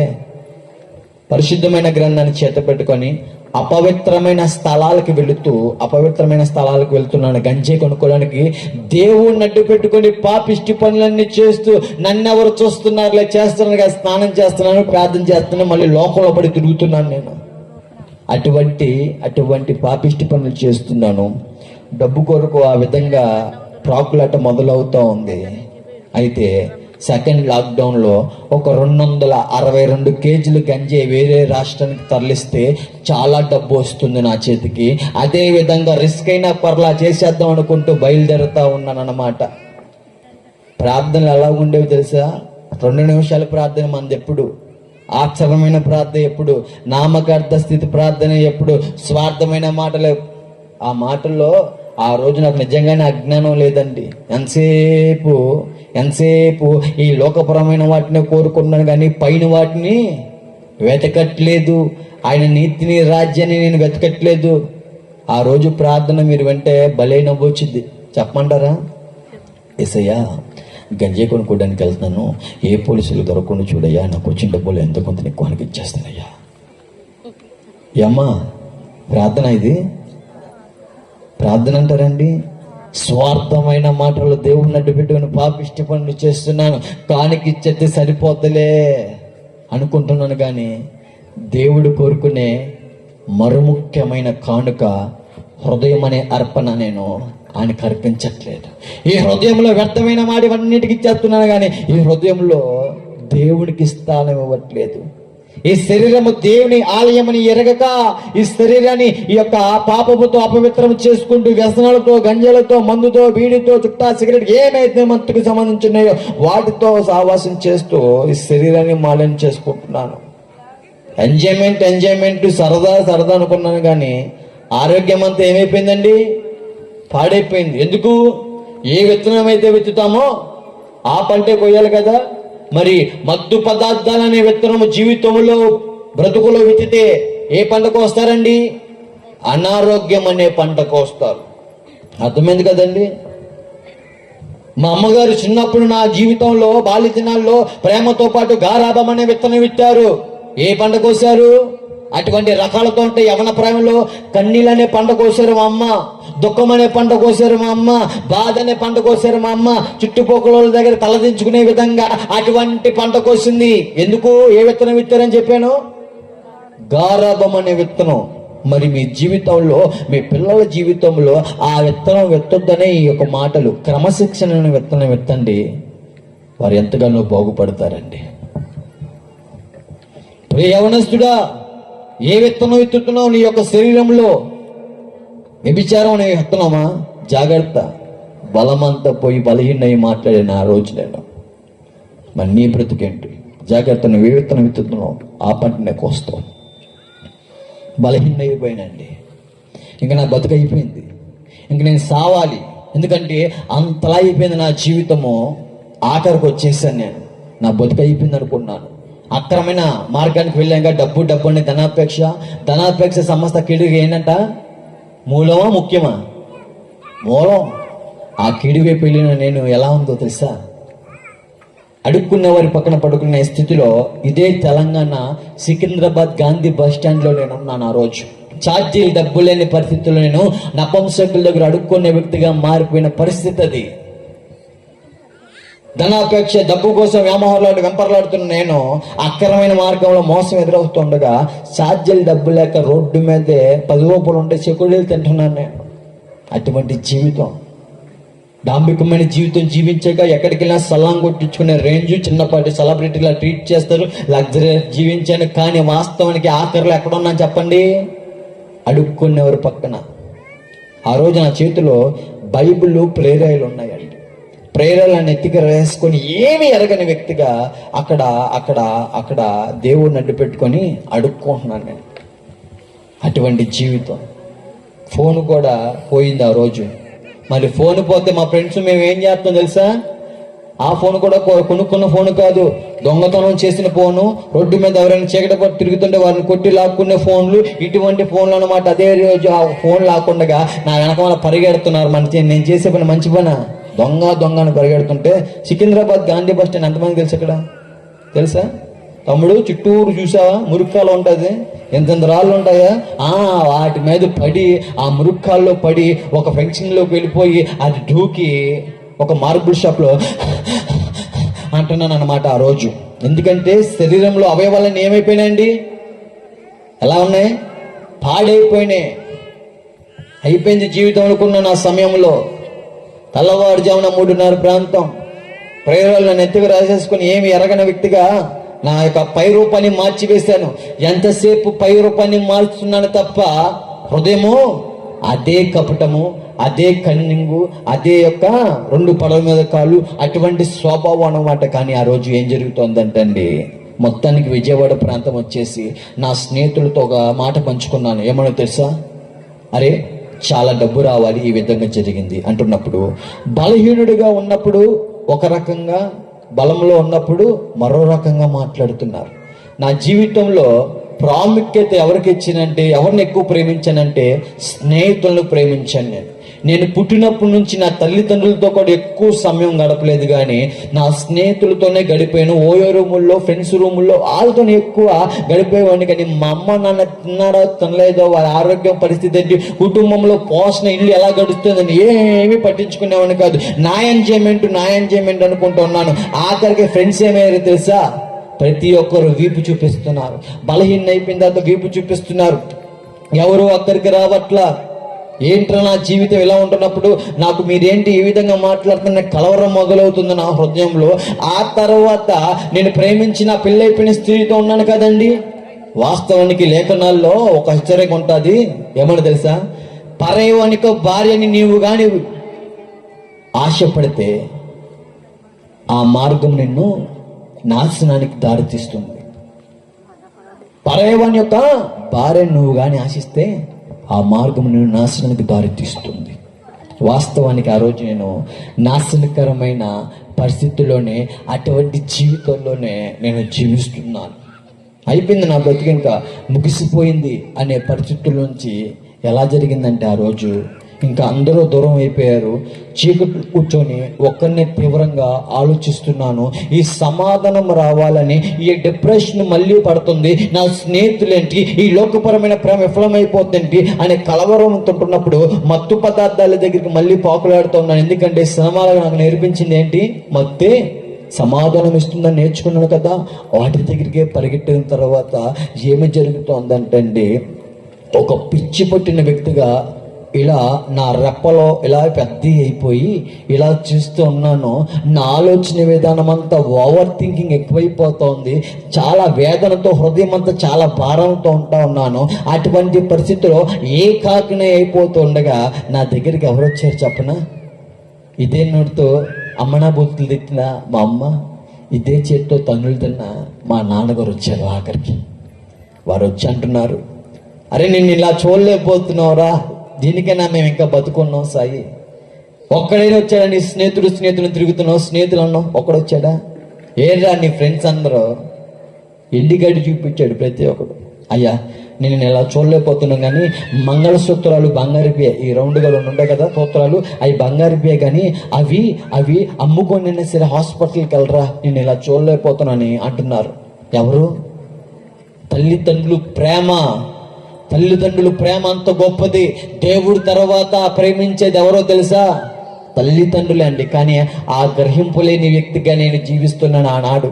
నా స్నేహితులేంటి, నా యొక్క లోకం ఏంటి, నా ప్రేమ ఏంటి అని వారి కోసమే ఆలోచిస్తున్నాను తప్ప నా కొరకు వాళ్ళ మెల్ల ఉన్న వాళ్ళ యొక్క ప్రతిదీ నా కోసం అప్పచెప్తుండగా వాళ్ళ ప్రేమను గ్రహించట్లేదు. ఆ రోజు మా అమ్మతో అంటున్నాను, నేను ఇంకా నా జీవితం ముగిసిపోయింది అనుకుంటామా, నా హృదయం అంతా చాలా భారంగా ఉంది, నా వల్ల కావట్లేదు, నేను తట్టుకోలేకపోతున్నాను, పిచ్చి తలంపులతో పిచ్చి ఆలోచనలతో ఉన్నాను, నాకు ఏంటో ఒక రకంగా ఉందమ్మా, నిద్ర అయితే పట్టట్లేదు, 2 రోజులు అవుతుంది. అమ్మ చేపట్టుకొని అలాగా ఒక చిన్న పిల్లల్లా మాట్లాడుతుంటే, మరి ఆ విధంగా తన కొడుకు చూస్తున్న తల్లి కాము ఉంటుందా? రోధిస్తుంది, కృంగిపోతుంది. అయ్యో ఏంట్రా గుండెలు బాదుకుంటూ చెప్పావురా, వినరా, వద్దురా, సావాసాలు, మత్తు పదార్థాలు వద్దురా, మందొద్దురా, గంజి వద్దురా, కైనీలు వద్దురా, గుట్కాలు వద్దురా అనుకుంటూ గుండెలు బాదుకుంటూ చెప్పామయ్యా. చూడు నీ చేతులారా నువ్వే చేసుకున్నావు. ఆఖరికి నా తల్లిదండ్రులు కూడా నన్ను సాధుపరచడం వారి వల్ల కావట్లేదు. ఇంక అయిపోయింది, నా జీవితం ముగిసిపోయింది అని అటువంటి పరిస్థితుల్లో ఉన్నప్పుడు ఏం జరిగిందో తెలుసా? అందరూ ఈ వ్యక్తిని తునీకరించారు, అందరూ ఈ వ్యక్తిని వద్దనుకున్నారు. వీడు ఎప్పుడెప్పుడు చనిపోతాడని అనేక మంది ఎదురు చూస్తున్నారు. ఇంకా నా జీవితం ముగిసిపోయింది అనుకుంటూ బాత్రూంలోకి వెళ్ళిపోయి నాలో నేనే మాట్లాడుకుంటూ గోపులం కొట్టుకుంటూ కోపంలో ఎవరి మీద చూపించాలో అర్థం కాక ఇంట్లో వాళ్ళ మీద కోపాన్ని చూపిస్తూ ఇంకా నా బతుకైపోయింది అని యొక్క ఆఖరి క్షణాల్లో మరణ పడకల్లో ఉంటున్న సమయంలో ఏమవుతుందంటే, అందరూ తునీకరించారు కానీ ఒక్కరు మాత్రం తునీకరించలేదు. నా తల్లి గర్భంలో నన్ను రూపించిన సృష్టికర్తైన దేవాది దేవుడు యేసు ప్రభువు వారు ఆయన తునీకరించక ఒక క్రైస్తవురాల్ని నా జీవితంలోకి ఆ రోజు పంపించారండి. ఒకసారి చప్పట్లు కొడతాం ఆయనకి. ఆ క్రైస్తవురాలు వచ్చారు. ఆ క్రైస్తవురాలు వచ్చి అంటున్న మాటలు ఏంటంటే, అయ్యా ఒక పక్క ప్రార్థన అంటున్నావు, ఇంకో పక్క ఎలా పడితే అలా జీవించేస్తున్నావు, నువ్వు చేసిన ప్రతి ఒక్కటి దేవుడు చూస్తూ ఉన్నాడు. సమయం మించిపోలా, ఆ సమయాన్ని సద్వినియోగం చేసుకో. ఇదిగో నా మాట ఆలకించు, సమయాన్ని సద్వినియోగం చేసుకోసాయి, నా మాట ఆలకించు అనుకుంటూ ఆ సహోదరి మాట్లాడుతున్నారు. ఎన్నో అతిక్రమములు చేసావు, సమయం మించిపోలా, వాటిని ఒప్పుకొని విడిచిపెట్టు, దేవుడు ఖచ్చితంగా నీకు సహాయం చేస్తాడు, నా మాట విను ఆయన అనుకుంటూ ఆ యొక్క సహోదరి నాతో మాట్లాడడం ప్రారంభిస్తా ఉన్నారు. సాయి, నేను నమ్ముకున్న దేవుడు కనుకరాపురుడు, కృపగల దేవుడు, సహాయం చేస్తాడు, దయచేసి ప్రార్థన చేయరా, వెళ్ళి ప్రార్థన చేసుకో, దేవుడు ఖచ్చితంగా నిన్ను సహాయం చేస్తాడు, నిన్ను క్షమిస్తాడు అనుకుంటూ చెప్తుంది మా అక్క. ఆమె మా అక్క. మా అక్క పేరు దుర్గాదేవి గారు. యేసు ప్రభు వారిని నమ్మి విశ్వాసంతో బాప్తిసం పొందుకున్న వ్యక్తి. వదిలేవరానే కూర్చో. ఆ రకంగా మా అక్కగారు క్రైస్తవురాలు చెప్తుండగా ఆ మాటలకు లోబడి ఎక్కడైతే స్నానం చేసి వచ్చి ప్రార్థన చేసుకునే ఒక ఆచరణమైన భక్తి ఉందో అక్కడ గోడ తట్టు తిరిగి ఆ రోజు కళ్ళు మూసుకొని ప్రార్థన చేయడం మొదలవుతుంది. ఒక నిజమైన మొర నా నోట్లోంచి వస్తుంది. ఏంటంటే, నాలో ఏలుబడి చేస్తున్న నా పాప రోగాన్ని నేను ఒప్పుకోవడం జరుగుతుంది. ప్రతిదీ ఒప్పుకోవడం జరుగుతుండగా కంట్లోంచి నీళ్లు రావడం మొదలవుతున్నాయి. ఆఖరుగా యేసు నామంలో ప్రార్థన అడిగి వేడుకుంటున్నాము తండ్రి, ఆమెననే ఒక మాట పలకడం జరుగుతుండగా హృదయంలో ఒక రకమైన భారము, కొండేమో నా నెత్తి మీద ఉన్నంత బరువు అనే ఫీలింగ్, ఒక రకమైన ప్రవర్తనతో నేను ఉంటుండగా ఆ సమయంలో ఆఖరిగా నేను అంటున్నాను, యేసు నామంలో ప్రార్థన అడిగి వేడుకొచ్చున్నాము తండ్రి. ఒకసారి బిగ్గరగా చెప్దామా ఆఖరి మాట? ఆమేన్. ఆ మాట చెప్పడంతో నా జీవితంలో చూసిన రుచి ఏంటంటే, ఆ క్షణాల్లో అప్పటి వరకు హృదయం అంతా భారంగా ఉంటే ఒకేసారి ఆ బరువు దిగిపోయిందండి.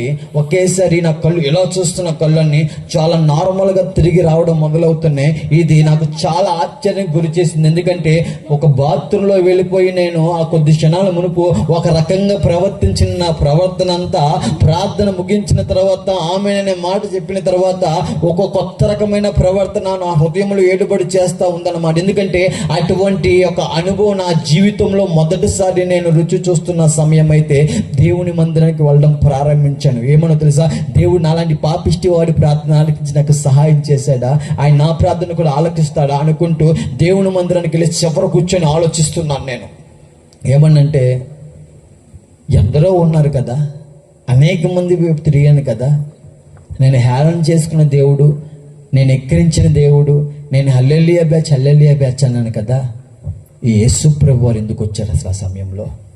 ఎవరు యేసు ప్రభు వారు అనే ఆలోచన నన్ను అంతగానో వెంబడిస్తూ ఉంది. అటువంటి సమయంలో స్వరం వినపడుతుంది, దేవుడు నీ జీవితంలో అద్భుతమైన కార్యం చేస్తే నువ్వేంటి కాముగా ఉంటావు, వచ్చి ఆయన నామని ఏం చేయి, మహిమపరచు అంటా ఉండగా ఆ మాటలు లోబడి నేను మైకు పట్టుకొని నేను చెప్తున్నాను అన్నమాట. ఏమన్నా తెలుసా, నా బ్రతుకు, నా ప్రవర్తన ఈ రకంగా ప్రార్థన చేయకమునుపు ఉంది. ప్రార్థన చేశాక ఆ రోజు నా హృదయం అంతా చాలా తేలికైపోయింది. కానీ ఈ యొక్క హృదయంలో ఉన్న తేలిక నేను వర్ణించలేకపోతున్నానండి. ఏంటి అని అడుగుతుండగా ఆ ఆత్మీయ తల్లి గారు, కమల కుమారి గారు చెప్పారు, ఏమో తెలుసా బాబు, నీ ప్రార్థన ఆయన ఆలకించి ఉన్నాడు. నువ్వు ఆయన తట్టు తిరిగి ఉన్నావు కదా, ఆయన నీ తట్టు తిరిగి నీకు సహాయం చేస్తున్నారు. నువ్వు మనుషుల్ని ఆశ్రయించావు కదా, రాజకీయ నాయకుల్ని ఆశ్రయించావు కదా, బలహీన అయిపోయిన నీకు ఎవ్వడూ అక్కడికి రాలా. మనుషులు నమ్ముకోవడం కంటే యెహోవాని ఆశ్రయించడం మేలై ఉన్నది. రాజులు నమ్ముకోవడం కంటే యెహోవాని ఆశ్రయించడం మేలై ఉన్నది. నువ్వు ఆయన పాదాలని ఆశ్రయించి ఉన్నావు కదా, ఆయన నీకు సహాయం చేసిన సహాయకుడు, ఆయన సజీవుడు, ఆయన సహాయకుడు, ఆయన ఉన్నవాడు, ఆయన అనువాడు నీకు సహాయం చేశాడు. దిక్కులేని దరిద్రులు ప్రార్థన ఆలకించేవాడు. నీ దరిద్రపు స్థితి చూసి అందరూ నిన్ను తృణీకరించరేమో కానీ నిన్నుగా ప్రేమించిన దేవుడు నీ ప్రార్థన ఆలకించి నీకు సహాయం చేస్తున్నారు. ఎక్కడైనా మారు మనసు తగిన ఫలాన్ని ఫలించు.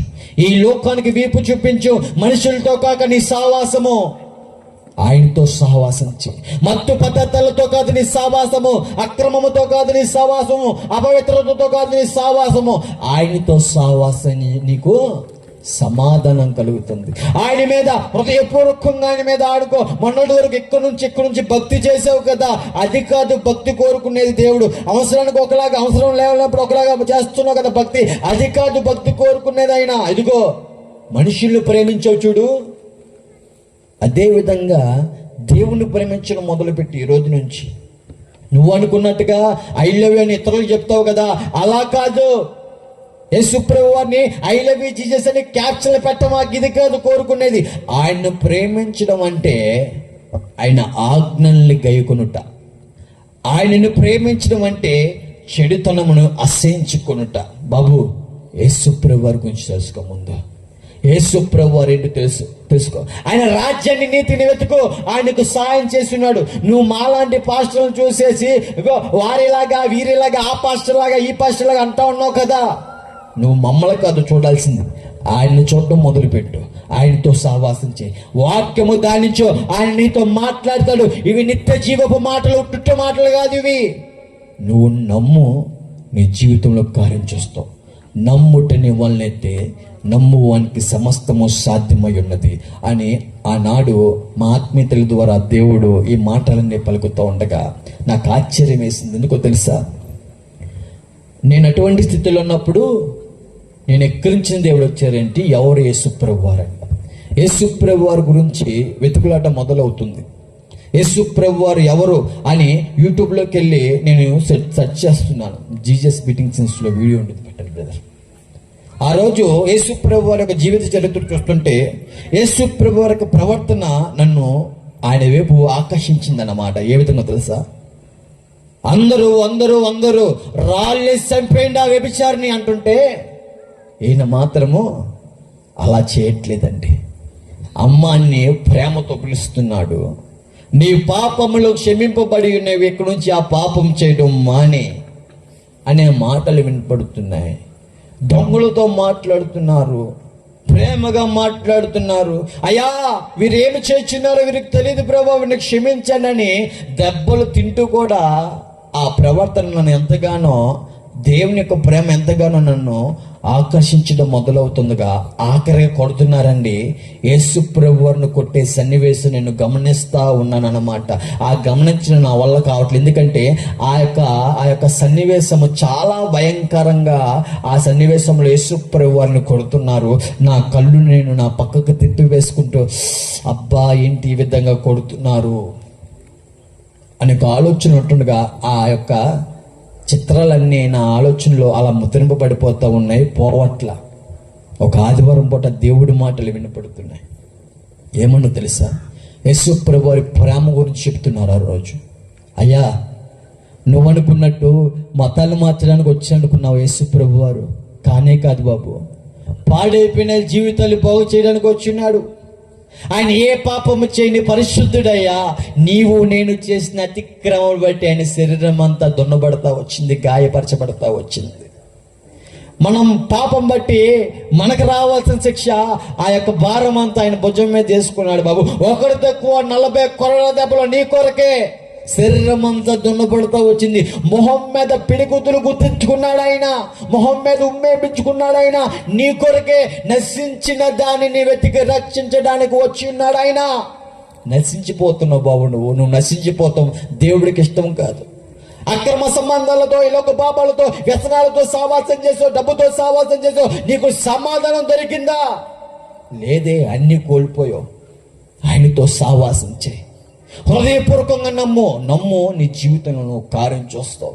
నమ్ము, హృదయపూర్వకంగా నమ్మంటే నా కంట్లోంచి నీళ్ళు వస్తున్నాయి. ఎందుకంటే పాపులు రక్షించడానికి వచ్చిన లోక రక్షకుడు అంటుంటే, అసలు నేను చేసిన తప్పులకి పోలీస్ స్టేషన్లో కళ్ళల్లో మిచ్చిరేసిన ఎవరికి పిండారు? నాకు పిండారుగా, మా నాన్నగారికి పిండారండి. నాకేనా పిండింది? ఎందుకు? నేను చేసిన తప్పుకి ఎవరికి ఇస్తున్నారు శిక్ష? నాకే ఇస్తున్నారు, నాకే రావాలి. కానీ మాటలు వినపడుతున్నాయి, నీవు నేను చేసిన అతిక్రమం బట్టి ఆయన శరీరం అంతా గాయపరచబడుతుంది. దేవుని ప్రేమ మెల్లమెల్లగా ఆలోచన వైపు నడిపిస్తున్నాడు దేవుడు, అర్థమయ్యే రీతిగా. ఎలాగో చెప్పన, ఫ్యాన్ కింద చీరలు కూర్చోనుకో అల్లల్లాడిపోతున్న ఆరాధన పోట నేను ఎక్కడ? దేవుని సన్నిధిలో ఫ్యాన్ కింద నుంచి ఊపేస్తున్నారండి. కాలుతున్నా సరే నేను మాట్లాడుతున్నానా? దైవజనులు పడుతున్న ప్రయాస ఆ రోజు ఫ్యాన్ కింద చైర్లు కూర్చుని నాకు అర్థం కాల. ఎంతసేపు చెప్తారా అయ్యగారు అనుకుంటూ 100 సార్లు వస్తున్న టైము ఆరాధన సమయంలో. మళ్ళీ క్రమంగా వచ్చే బ్యాచ్ అని చెప్పాను నేను. కాదే, 7ంటికైతే 8:30కి వచ్చే రకం. సినిమా గలమను పోస్ట్లో ఉంటా, అరగంట ముందు ఉంటా. ఎక్కడైనా కొట్లాటకి వెళ్ళమను ముందుంటా, ముందు తగ్గడానికి వెళ్ళమను ముందుంటా. దేవుని సన్నిధిలో మాత్రం క్రమం ఉండేది కాదు. లేఖనాలు ఉన్నాయి చూశారు, ఏమన్నా తెలుసా? ఆ లేఖనాల్లో మాటలు వినపడుతున్నాయి. యేసు ప్రభు వారిని ఉదయం 9 గంటలు సిలువేస్తే, మార్కు సువార్తలో ఉంటాయి మాటలు 15వ అధ్యాయంలో 25వ వచనం. యేసు ప్రభు వారిని ఉదయం 9 గంటలకు సిలువేసి ఉన్నారు. మధ్యాహ్నం 3 వరకు సిలువ మీదే వేలాడుతూ ఉన్నారు. ప్రభువా, ఫ్యాన్ కింద చైర్లో కూర్చొని ఫీల్ అయిపోతున్నానండి నేను చర్చిలో.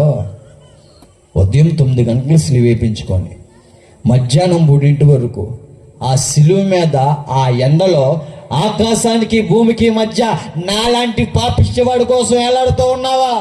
ఛీ, నా మీద నాకే చిరాకేస్తా వచ్చింది. నా అతిక్రమం ఏంటో నాకు అర్థమవుతున్నాయి, నా పాపిష్టి క్రియలు నాకు అర్థమవుతున్నాయి. నాలో ఒక రకమైన పశ్చాత్తాపం కలుగుతుంది. నా అతిక్రమం నాకు జ్ఞాపకం చేస్తున్నాడు దేవుడు. మా ఆత్మీయులు అన్నారు, బాబు, రహస్యం ముందు నీ తండ్రితో సావాసం చేయ మొరపెట్టు. నువ్వు విశ్వాసంతో ప్రార్థన చేయి, నిజముగా మొరపెట్టు. ఆయన అతి సమీపంగా ఉండే దేవుడు, అల్లాటప్ప కాదైనా, సజీవుడైన వాడైనా.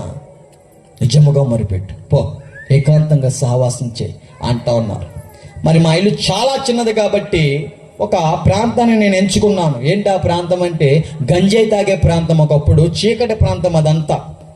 ఆ చీకటి ప్రాంతంలో ఏముంటా ఉండేవంటే, ఆ యొక్క చీకటి కొండల ప్రాంతంలో సమాధుల మధ్యలో గడుపుతూ ఉండే వ్యక్తులం మేము. సమాధులు తెలుసుగా మీకు? సమాధుల తోటకి వెళ్ళారా? ఆ సమాధుల తోట మధ్యలోనే ఆ సమాధుల మీద పడుకునే రకాలం. మిట్ట మధ్యాహ్నం కాదు, అర్ధరాత్రి కాదు, సమయం అనేది లేదు మాకు. ఎంతసేపు అటువంటి స్థావరాలతో గడిపే వ్యక్తులం. మా శరీరాలు మేము గాయపరుచుకునే వ్యక్తులం, అపవిత్రమ చేసుకునే వ్యక్తులము. సంఖ్యలతో మా కాళ్ళకి చేతులకి ఎన్ని మార్లు సంఖ్యలు వేసి కుక్కడు కొట్టినా మమ్మల్ని అవి సాధుపరచలేకపోయి తుత్తినీళ్ళుగా తెంపేసుకున్నాం. ఇవన్నీ సేనా పట్టిన దయ్యంలో వాడిలో ఉంటాయి ఏ తత్వం అంతా. అటువంటి తత్వాలతో జీవించే వ్యక్తులను మాకు ఏకాంతంగా మొరపెట్టాలనే ఆలోచన దేవుడు పుట్టిస్తున్నప్పుడు, ఏ ప్రాంతంలో అయితే గంజాయి తాగడమో జరిగిందో అదే ప్రాంతంలో ఏకాంతముగా బైబిల్ పట్టుకొని ఆయనతో సహవాసం చేయడం మొదలవుతుంది. ఎక్కడైతే చెడి ఉన్నానో అక్కడే ఆయనతో ఏకాంతంగా సహవాసం చేయడం మొదలవుతుంది. ఏ ప్రాంతంలో అయితే ఇష్టానుసారంగా స్నేహితులతో గడిపానో, ఆ పాపక్రియలో మునిగానో, అదే ప్రాంతంలో జీవంగల దేవుడి మాటలతో సహవాసం చేయడం మొదలవుతుంది. అదే కొండ ప్రాంతంలో, అయ్యా నేను పాపిష్టివాడిని ప్రభువా, నా బతుకు మార్చు నాయనా అని నిజమైన మొర అడపడతా ఉంటున్నప్పుడు, జీవంగల దేవాది దేవుడితో ఏకాంతముగా సహవాసం చేస్తుండగా ఆ కొండ ప్రాంతంలో ఒక వాక్యాన్ని రాసుకున్నాను నేను. దేవుడు హృదయానికి మాట్లాడుతూ ఉన్నారు. ఏమన్నా తెలుసా? దైవజనుల ద్వారా, నీవు నీ సొత్తు కాదు నాయనా, నీవు దేవుని సొత్తు. దేవుడు అంటున్నాడు, నీవు నా సొత్తు, నేను నిన్ను సృజించున్నాను, భయపడకు, నేను నీకు తోడై ఉన్నాను. నువ్వు గోడ తట్టి తిరిగి చేసావుగా ప్రార్థన, నేను ఆలకించా. నువ్వు కన్నీళ్ళు కార్చున్నావు కదా, నేను చూచా. నేను నిన్ను బాగు చేసేదను అనే మాటలు ఎక్కడైతే లేఖనాల ద్వారా మాట్లాడుతూ ఉన్నారో దేవుడు, ఆ రోజు మా ఇంట్లో ఎటు తట్టి తిరిగి చేశాను ప్రార్థన? గోడ తట్టి తిరిగాను. ప్రార్థన చేస్తున్నప్పుడు ఏమొచ్చే కంట్లోంచి నీళ్ళు రావడం మొదలవుతున్నాయి కదా. ఆ సంఘటనకి జవాబు ఎలా ఇచ్చాడంటే దేవుడు, నేను నిన్ను బాగు చేసేదను అనే మాటతో వాగ్దానం చేస్తూ ఉన్నారు. అదే కొండ ప్రాంతంలో ప్రియ దేవుని జనాంగమా, సజీవుడైన దేవుడితో సహవాసం చేస్తూ ఉండగా కొద్ది రోజుల్లో ఈ హృదయాన్ని రూపాంతరం చేస్తూ, నా ప్రవర్తనని రూపాంతరం చేస్తూ, ఆయన జీవంగల మాటలతో, ఆయన జీవపు ఓటలతో, ఆ యొక్క మాటలతో నా జీవితాన్ని ఉదకతానం చేపిస్తూ ఆ కొండ మీద నా జీవితాన్ని దేవుడు రూపాంతరం చేస్తూ వచ్చాడు. ఆ కొండ మీద దేవుడు నా జీవితాన్ని బాగు చేస్తా ఉన్నారు. ఆయనతో సహవాసం చేశాక నిజమైన సమాధానాన్ని ఈ హృదయంలో రుచి చూసే విధంగా దేవుడు కలుగు చేస్తా ఉన్నారు. ఇదే విధంగా రక్షణ సువార్త కూడలికి వెళ్తుంటే ఆఖరిలో కూర్చొని వింటుంటే వినపడుతున్నాయి మాటలు. అయ్యా, నమ్మి బాప్తిసం పొందుకో, రక్షింపబడుతో. ఆయన మాట వినటం వల్ల నువ్వు రక్షింపబడుతావు. ఆయన మాటలు వింటే నువ్వు విశ్వాసం కలుగుతుంది, వినటం వల్ల విశ్వాసం పెరుగుతుంది. బాబా, ఇదిగో నమ్మి బాప్తిసం పొందు. పదే ఇదే మాటలు వినపడుతున్నాయి. ఇగో లోకం కోసం కష్టపడ్డావు కదా, ఈ రోజు దేవుడి కోసం కష్టపడు. వినపడుతున్నాయి పదే రక్షణ గురించి. అనుకూలమైన సమయం బాబు, ఇదే రక్షణ దినము, నేడే అనుకూలమైన సమయము, ఇదిగో రేపు నీది కాదు అనుకుంటూ మాట్లాడుతున్నారు దేవుడు. ఆ మాటలకు లోబడి అక్టోబర్ 23, 2021 సంవత్సరంలో యేసు ప్రభు వారిని నా సొంత రక్షకుడుగా అంగీకరించి ఆయన మరణించి ఉన్నారు. ఆయన మరణించి మూడో రోజు తిరిగి లెగిసిన పునరుద్ధరణుడై ఉన్నాడు. ఆయన మళ్ళీ రాబోతున్నాడు అనే ఒక సువార్తని నమ్మి విశ్వసించి నోటితో యేసు ప్రభువారు నిజమైన దేవుడు, ఆయనకు పక్షపాతం లేదు, యేసు ప్రభువారు అందరికీ ప్రభు ఉన్నారు, ఆయన వర్గానికో ఒక సందుకో ఒక గొంతుకో ఒక దేశానికో చెందినవాడు కాదు, కానీ ఆయన సర్వలోకాధికారిని నమ్మి విశ్వసించి ఈ నోటితో ఒప్పుకొని హృదయం ముందు విశ్వసించి బాప్తిసం పొందుకున్న తర్వాత ఎల్విన్ బర్నబాస్గా పేరు పెడతా వచ్చారు. ఏ ప్రాంతంలో అయితే మొహం మీద ఉమ్మేం పెంచుకున్నానో అదే ప్రాంతంలో ఈ విలువలేని పాత్రని ఒక విలువైన పాత్రగా సజీవ సాక్షిగా ఆ ప్రాంతంలో దేవుడు నా జీవితాన్ని బాగు చేశారు. ఏ పోలీసులు అయితే కుక్కను కొట్టినట్టు కొట్టారో న్యూస్ పేపర్లో ఒక మతోన్మాది మనిషిగా మారి అని వారే పేపర్లో రాసుకున్నారు. ఆ పేపర్లో రాసుకున్నప్పుడు ఒక చిన్న మాట వాళ్ళు ఏమేసుకున్నారంటే, సాయిని మేమే బాగు చేస్తాం అని వేసేసుకున్నారు. నాకు చాలా బాధ వేసింది. అప్పుడు నేను అన్నాను ఒకటే మాట, ఏ ప్రభుత్వాల వల్ల కాల ఏ హృదయాన్ని బాగు చేయడం, ఏ బ్రతుకుని బాగు చేయడం. కుక్కను కొట్టారు పోలీసు వారు శిక్షించారు కానీ బ్రతుకుని బాగు చేయలే. ఏ లాయర్ల వల్ల కాల, ఏ డాక్టర్ల వల్ల కాల, ఏ టాబ్లెట్ల వల్ల కాల, నా కన్న తల్లిదండ్రుల వల్లే కాల. ఎన్నో మతాలు ఉన్నాయి, ఏ మతం వల్ల కాలేదు, కానీ మనిషిని మార్గాన్ని చూపించే, మనిషి ఏ బ్రతుకు ఏ మార్గంలో జీవించాలో చూపించిన ఆ జీవం గల మాటలు పరమ వైద్యుడు ఆయన మాట అయినా ఎంతగానో బాగు చేస్తా వచ్చిందయ్యా అంటూ అన్నప్పుడు వారు ఆశ్చర్యపోతూ ఒక మాట అన్నారు పోలీసు వారు, ఇదంతా గాడ్ గ్రేస్, ఇదంతా దేవుని కృప అయి ఉన్నది. నేను పోలీసు వ్యవస్థని తక్కువ చేయట్లేదు సుమి, సలాం కొడతా ఎప్పుడు కూడా, కానీ నేను అంటాను పోలీసు వారు కూడా మనుషులే. అయిపోయిందా టైము? అయిపోయింది, ఇచ్చేస్తాను. పోలీసు వారు కూడా మనుషులే. ఏ మనిషి ఇంకో మనిషిని ఏం చేయలేడు, అబ్బే ఎందుచేతనా కూడా విమోచించలేడు. మనుషులు సృజించిన సృష్టికర్తైన దేవుడు మాత్రమే మనిషిని బాగు చేయగలడు. హల్లెలూయా. ఈ పాడైపోయిన జీవితాన్ని, మారాలాంటి చేదైన జీవితాన్ని మధురముగా మార్చి ఈరోజు సజీవ సాక్షిగా మీ ముందు నిలబెట్టారు ఆయన. హల్లెలూయా. ప్రియ దేవుని జనంగమా, దేవుడు చేసే అద్భుతమైన కార్యక్రమాలు ఎలా ఉంటాయో చెప్పనా? అక్టోబర్ 23, 2021 నమ్మి బాప్తిసం పొందుకున్నాను, ఆయన తట్టు తిరిగి ఉన్నాను. అయ్యా ఇంకా నా జీవితం నాది కాదు ప్రభు, నా జీవితం నీకు అప్పచెప్తున్నాను, నా ఇష్టం నన్ను నాశనకరమైన మార్గాన్ని నడిపించింది, నా బతుకు నీకు అప్పచెప్తున్నాను ప్రభు అని ఎప్పుడైతే దేవునికి సమర్పించానో జీవితాన్ని, ఈ హృదయంలోనికి దేవుడికి స్థానం ఎప్పుడైతే ఇవ్వడం మొదలవుతుందో, ఆయనతో సహవాసం చేశాక సమాధానం ఏ విధంగా వచ్చిందో కూడా చెప్పి ఉన్నాను. ఒకటి, ఆ రోజు అక్టోబర్ 23, 2021 సంవత్సరం మునుపంతా ఏం మింగానని చెప్పాను నీ శరీరం కోసం? మాత్రలు మింగానని చెప్పాను కదా. వేసుకోవద్దని నేను చెప్పట్లే, ఇప్పుడు వేసుకోవద్దని చెప్పట్లే. కానీ ఆ సంవత్సరము 21వ సంవత్సరం అక్టోబర్ 23 వరకు, ఆ సమయం నుంచి ఈరోజు మే 14వ తారీఖు 2025 వరకు హాస్పిటల్ దగ్గరికి వెళ్ళి స్కానింగ్, ఎక్స్రే ఏమీ తీపించుకోకుండా ఇంతసేపు మోకాళ్ళ మీద మీ ముందు నిలబెట్టాల దేవుడి శక్తిని దయచేశారు. ఆయన శక్తిని మాత్రమే నేను చెప్తున్నాను సుమి. మీ విశ్వాసం మీది, నా విశ్వాసం నాది. టాబ్లెట్లు వేసుకోవద్దని నేనైతే చెప్పను. అర్థమవుతుందా? ఈ శరీర రోగం కంటే 4 ఏళ్ళు బట్టి చేస్తున్న పాప రోగం చాలా భయంకరమైనదే అని చెప్పిన్నారు వాక్యం ద్వారా దేవుడు. ఆరోగ్యం ఉన్నా, మంచి ఆరోగ్యం ఉన్నా పరలోకం వెళ్తానండి.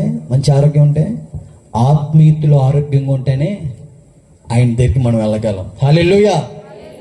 ఉన్న కొద్ది రోజులైనా ఈ శరీరంతో ఆయన నామాన్ని మహింపరచాలనే తప్ప మీ ముందు ఏదో నా భక్తి ఎక్స్పోజ్ చేయడానికి కాదు సుమి. ఈ మోకాళ్ళు మీలో ఏం అర్థం అవ్వాలి, మీలో ఆలోచన ఏం పుట్టాలంటే, అలాంటి బలహీనునే ఈ విధంగా బలపరిచిన వాడుకున్న దేవుడు ఆయన్ని కూడా స్వస్థపరచగలడు. మీకు అర్థం కావాలి, ఆయన శక్తి అర్థం అవ్వాలనే యొక్క ప్రాకులాడంతా. నాకు గొప్పలొద్దు, ఏమొద్దండి. వేలల్లో స్నేహితులు, అనేక మంది సెలబ్రిటీలా తిరిగిన నేను అవి ఏమీ పని చేయలేదు. కానీ నేను నన్ను కాదు మీరు చూడాల్సింది. మీరు ఇంకా ఈ పాపిష్టి జీవితాన్ని బాగు చేసిన సర్వశక్తి గల దేవుణ్ణి మాత్రమే చూడాలి. ఆయనకి మాత్రమే మహిమ ఘనత ప్రభావం చెందాలి. నన్ను నేను నేల మట్టానికి తగ్గించేసుకుంటూ కేవలమైన ఘనమైన నామానికి మాత్రమే మహిమ చెల్లిస్తూ, ఎంతసేపు బలం ఇచ్చిన దేవుడికి మాత్రమే మహిమ చెల్లిస్తూ ఈ సాక్ష్యము దేవుడు ఈ ప్రాంతంలో ఉన్న ప్రతి ఒక్కరి జీవితంలో దీవించాలని మనస్ఫూర్తిగా కోరుతూ, ఎంత గొప్ప అవకాశం ఇచ్చిన సహోదరుడు కూడా మరోసారి వందనాలు తెలియజేస్తూ, దేవుడి యొక్క సాక్ష్యం మీ జీవితాల్లో దీవించును గాక. ఆమేన్. Thank you so much.